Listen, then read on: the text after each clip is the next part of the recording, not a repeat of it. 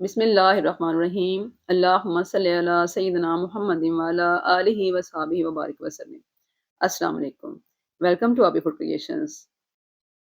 तो व्यूअर्स, जैसा कि आप देख रहे हैं, आज हमने बहुत ही मज़े की ग्रीन चटनी बनाई है। ये थोड़ी-सी डिफरेंट चटनी है, आम चटनी से हट के है, जो कि हम अक्सर अपने घरों में बनाते हैं, गर्मियों में इस्तेमाल करते हैं। आप लोगों ने भी ये चटनी ज़रूर बनानी है, ताकि सर्दियों में आपको जो नज़ले ज़ुकाम की, खाँसी की प्रॉब्लम है ना, वो भी इससे माशाल्लाह से अल्हम्दुलिल्लाह दूर हो जाएगी। और आपको ये कोलेस्ट्रॉल भी ख़त्म करती है, आपकी हाज़मे को भी दुरुस्त करती है। इसके बहुत सारे फ़ायदे हैं, आप इसको बनाएँ और इसको इस्तेमाल करें और मुझे फ़ीडबैक इसका ज़रूर देना है, ठीक है? तो चलिए हम बनाना शुरू करते हैं, ये मज़ेदार सी हेल्दी सी चटनी। बिस्मिल्लाहिर्रहमानिर्रहीम। यहाँ पर हमने धनिया ले लेना है, ठीक है? धनिया जो हमारे घरों में आता है ना, सब्ज़ धनिया, फ्रेश वाला जो हम चटनी के लिए इस्तेमाल करते हैं, वही लेना है। यहाँ पर धनिया को अच्छी तरह से साफ़ कर लेना है, साफ़ करके उसको हमने मोटा-मोटा काट लेना है, इस तरह से। बहुत बारीक नहीं काटेंगे क्योंकि हमने इसको चटनी बनाना है ना, इसको हमने मोटा-मोटा काट लेना है। तो यहाँ पर मैंने ले लिया है पुदीना, इस तरह से पुदीने की गुठी ले ली है एक, फ्रेश गुठी है, आप देख रहे हैं, फ्रेश पुदीना लेना है और इसको भी हमने साफ़ कर लेना है। इसके हमने पत्ते काट लेने हैं, पत्ते काट के इसको हमने धो लेना है अच्छी तरह से। ये देख रहे हैं आप, इसके मैंने पत्ते निकाल लिए हैं और इसको हमने धोकर इस तरह से छन्नी में डाल दिया, ताकि इसका पानी जो है वो खुश्क हो जाए, या आप किसी कपड़े के साथ भी इसका पानी खुश्क कर सकते हैं। तो धनिया, पुदीना हमने धोकर इस तरह से खुश्क कर लिया। अब हम क्या लेंगे इस रेसिपी की जान, लहसुन। लहसुन के साथ ये चटनी बना रहे हैं, तो लहसुन हमने लेना है देसी। नहीं है तो कोई बात नहीं, आप दूसरा मोटा वाला भी ले सकते हैं। इसको हमने छील लेना है, 1 बंद छीला है मैंने और इसको इस तरह से हमने तवे पर डाल देना है, ठीक है? तवे पर डालकर हमने इसको सेक लेना है। तवे पर या किसी भी पैन में डालकर आप इसको सेक लें। इसको मैंने धोया था, थोड़ा-सा खुश्क किया था, तो हल्की-सी नमी थी, तो इसकी वजह से इसको, आपको धुआँ नज़र आ रहा है ना तवे के ऊपर, तो ये उसी की वजह से आ रहा है। तो जैसे-जैसे ये खुश्क होगा, इसका धुआँ भी खत्म हो जाएगा। इसको हमने सेकना है, हल्का-सा इसको सॉफ्ट करना है, हल्का-सा कलर भी देना है। तो यहाँ पर इसको मैंने तकरीबन 30 से 40 सेकंड जो है वो अच्छी तरह से सेक लिया है और इसपे हल्का-हल्का सा जो है वो कलर भी आना शुरू हो गया है, आप देख रहे हैं? हल्का-हल्का सा ऊपर से इसकी जो छिलके हैं ना, वो ब्लैक होना शुरू हो गए हैं। वो अपने गले की खराश ठीक करने के लिए और खाँसी से बचने के लिए हम इसमें डालेंगे अदरक। 1 इंच का टुकड़ा हमें लेना है, उसको इस तरह से स्लाइसेस में काट लेना है और इसको हमने गार्लिक के साथ ही, लहसुन के साथ ही तवे पर सेक लेना है, ठीक है? इसको हमने तवे पर अच्छी तरह से सेकना है, ताकि ये हल्के से सॉफ्ट भी हो जाएँ और हल्का-सा इनमें कलर भी आ जाए। बहुत ज़्यादा तेज़ आँच नहीं रखनी है, हल्की आँच पे आपने ये सारा काम करना है। तेज़ आँच रखेंगे ना तो एकदम से ऊपर से जल जाएगा। हमें इसको हल्का-सा सॉफ्ट भी करना है। तो ये देख रहे हैं आप, यहाँ पे हल्का-सा इसमें कलर आ चुका है। यहाँ पर हम चूल्हा बंद कर देंगे। बस बहुत ज़्यादा इसको जलाना नहीं है, इतना ही कलर देना है।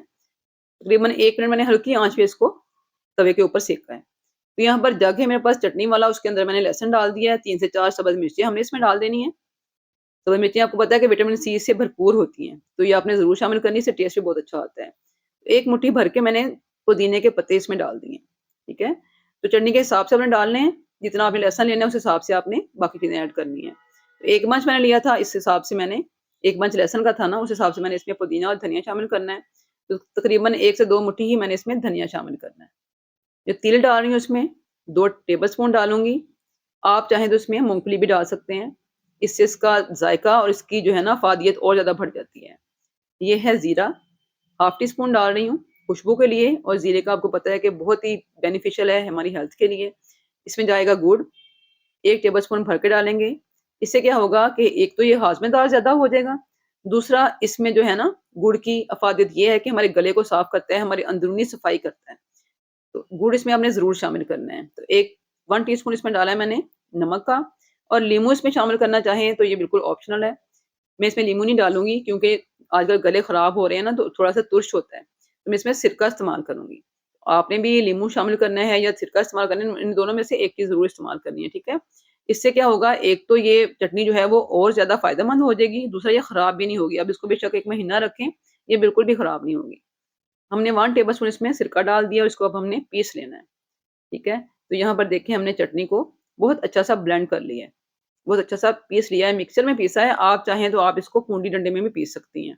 जैसे भी आपको ईज़ी लगे आप ऐसे कर लें। इसको अच्छी तरह से हमने बारीक पीस लेना है। तो ये हमारी गार्लिक चटनी जो है वो यहाँ पर तैयार हो चुकी है। बहुत ही मज़े की, बहुत अच्छा टेस्ट है इसका और हेल्दी तो बहुत ही ज़्यादा है। इसको हम एक प्याली में निकाल लेंगे। तो ये गार्लिक चटनी मैंने अपने लिए बनाई है, सोचा आपके साथ भी इसकी रेसिपी शेयर करूँ। बहुत अच्छी होती है, सर्दियों में ज़रूर बनाया करें, इसके बहुत ज़्यादा फ़ायदे होते हैं। तो ये रेस्टोरेंट्स में मिलने वाली गार्लिक चटनी की रेसिपी मैंने आपके साथ शेयर की है, बनाएँ उसको एन्जॉय करें।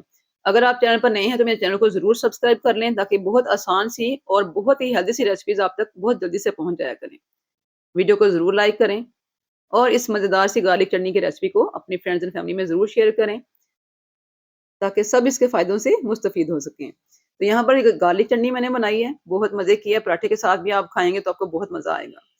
आज की रेसिपी यहाँ पर कंप्लीट है, उम्मीद करती हूँ आपको अच्छी लगी होगी। फीडबैक ज़रूर दें, कमेंट्स करें, बताएँ कि आपको मेरी रेसिपीज़ कैसी लगती हैं, सपोर्ट करें और दुआओं में हमेशा मुझे याद रखें। नई रेसिपी तक के लिए अल्लाह हाफ़िज़।